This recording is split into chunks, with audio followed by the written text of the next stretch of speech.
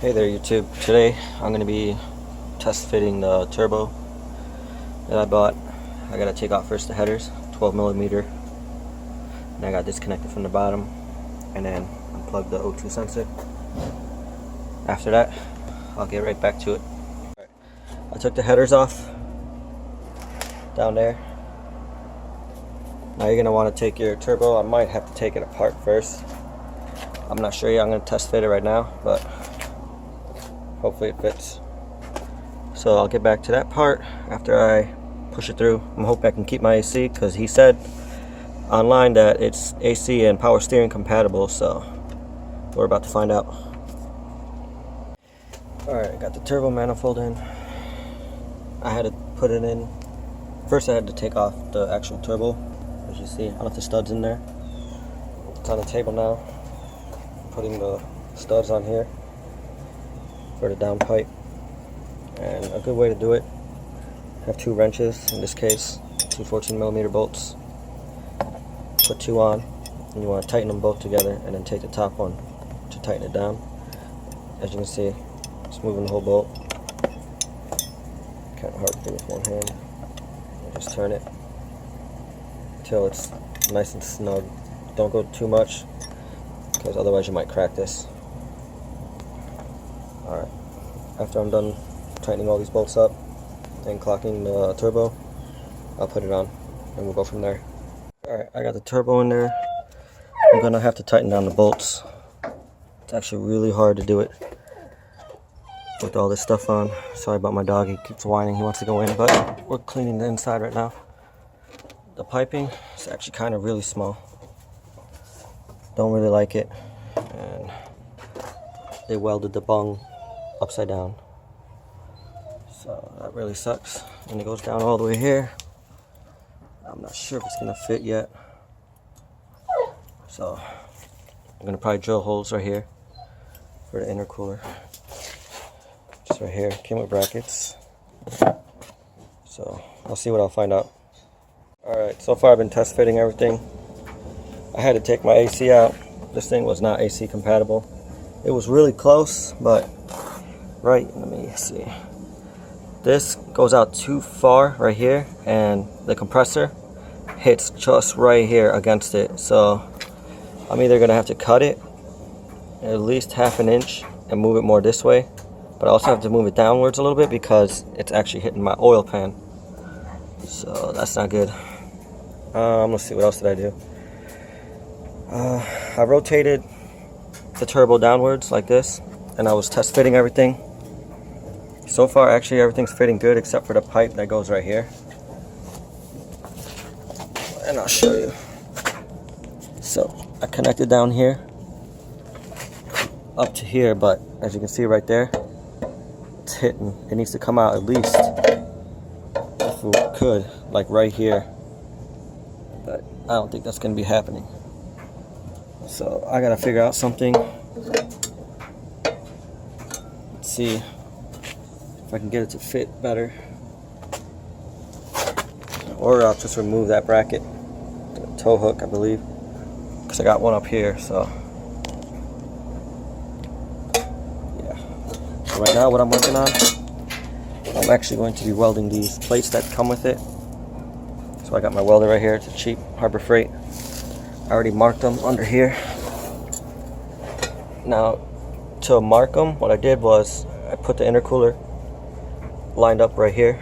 Here, I'll show you. So what I did is I have the intercooler.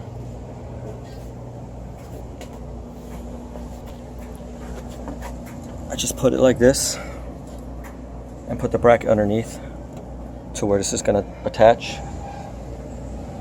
So I marked it with the marker down there. Now I'm going to sand it just a little bit beyond it and weld these brackets on to the bottom like this to hold the intercooler up, and then do something on the top too to hold down bolts.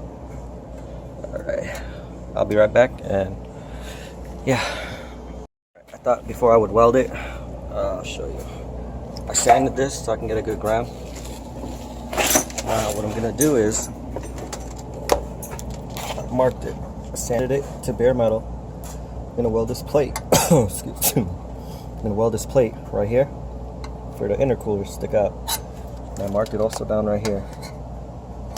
So after I finish welding this, I'll get back to it and yeah. Alright, I took the turbo back out. I have it all set now to where I want it clocked. So I took it out. Just tightening all the bolts down, both sides, 13 millimeter. So make sure that bitch is tight. You don't want that thing twisting on you. I already put some Teflon tape on the edge. That's for the oil feed line. So after I'm done tightening all this up, I'm gonna put the turbo back in. I gotta go to the store and buy a drill bit to tap in the oil pan. That way I can put my fitting in. I have to go get it welded, and then I can pretty much start it up. Alright. So now I'm going to drain the oil. This is all I have, so I'll be using this. I already took off. There's a plate that actually goes right here, and it's gonna block these bolts in the back that you're gonna have to also take off, and there's gonna be like one right up back here. But after you take all those off and this bracket, the oil pan will just drop right down. But I'm gonna drain the oil first so I can start getting ready for the fitting for the back of the oil, which I'll show you after I'm done with this. I was due for an oil change. Holy cow, that's black. Well, I went to Harbor Freight and then the auto parts store, bought oil. I want to buy a fitting for the oil pressure switch. Bought a filter. And then I bought this from Harbor Freight. Just so I can drill a hole into the oil pan. I'm going to use first actually actual drill bit and then use this. I'm hoping I just got to use this part, or maybe one of these, like right up to here. But we'll find out. So I'm going to let this oil drain out. So after that's all done, I'll come back. Yeah, fun. Taking the oil filter off now so I get better access to the oil pressure sending unit, which is directly above it. So here, just take this off. Hopefully nothing spills on me. Alright, there's the oil filter. Put that right there. There it is. See it? Where that wire's coming from? Right here. This right here you gotta take off. So I'm gonna take that off real quick, and then I'll get back to you guys. Okay, so I originally bought this from the auto parts store. They said this fits all the oil fitting, oil sending pressure sensors and everything like that, right? Well, no, it just kept spinning. Too big. So I found me one of my sockets inside my toolbox. It's actually a 24, and that actually works, as you can see right here. Getting it off. So in case anyone's wondering, it's a 24 millimeter for your oil sending pressure switch. Here's the oil pressure switch.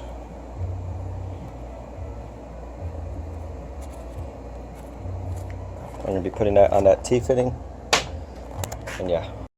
Alright, here's the T-fitting, pressure sending unit, and this piece. This piece you want to put on first. So if you try to put it in there with this, you're going to end up hitting shit when you're trying to twist it on. So I'm going to put this on first, so it's going to go right here. Hold on. Mine's going like this, so this is going into the block.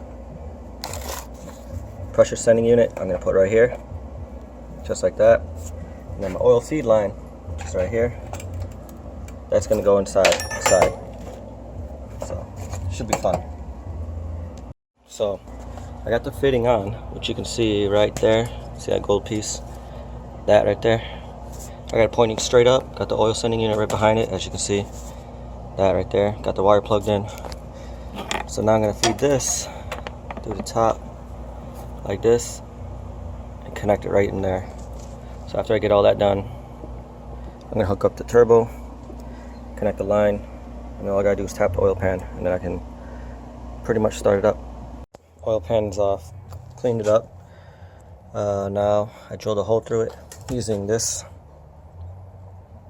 I also had to go to Lowe's to go get me a fitting for the turbo, which I'll show you, but I drilled the hole through, so now I can just put this through. I'm gonna actually try JB welding it for now, see if that holds. I'm gonna run that fitting through, tighten it down as best I can. Hopefully no leaks, but I'll show you that fitting I had to buy. It's an L fitting. I had to make it aim away from the block because when I was putting it in, it was hitting the block. This piece right here, it was like $8, but it's pretty tight on there. Works pretty good. So now the oil is going to be coming out this way, and I'm going to have it looped that way, straight to the hole.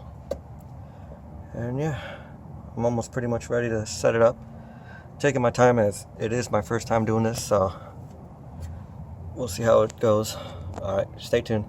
So I went to the junkyard and bought a Y8 aluminum oil pan, so I can actually fit the stock fitting. They came with the eBay kit. Also, the Y8s are aluminum and the Y7 oil pans are steel.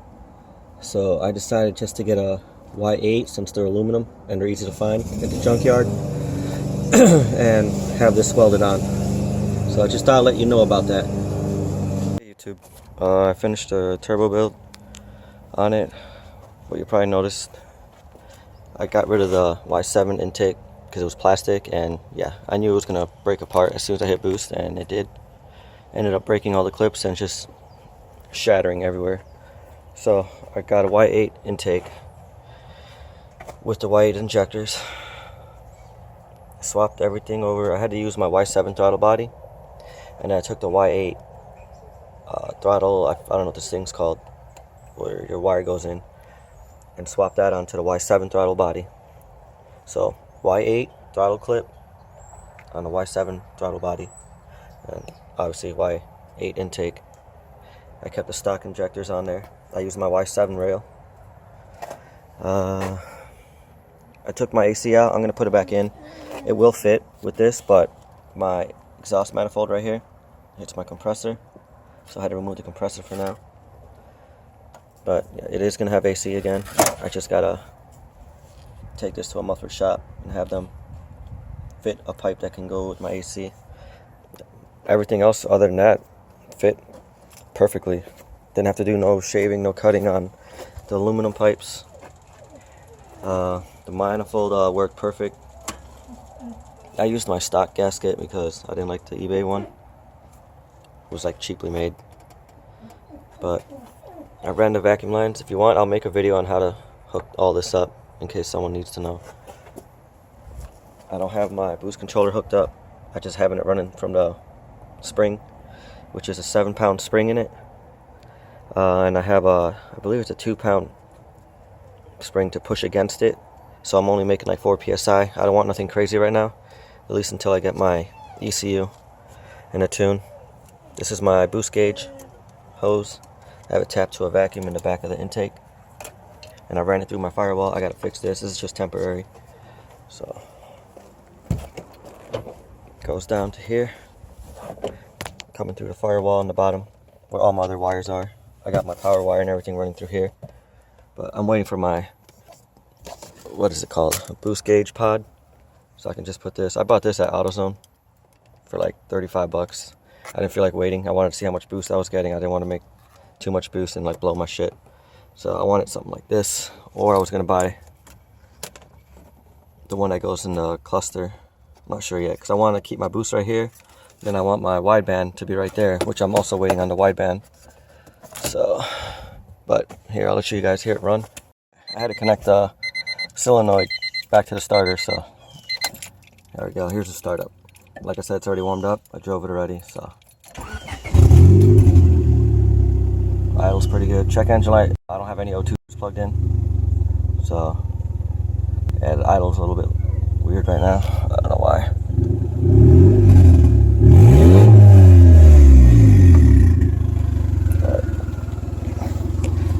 It's also probably because I'm using a Y7 throttle cable and it's got kind of loose.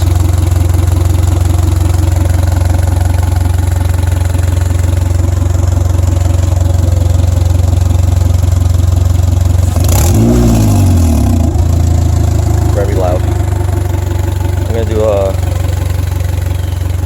what do you call it? I guess a pull video in the next one. So stay tuned.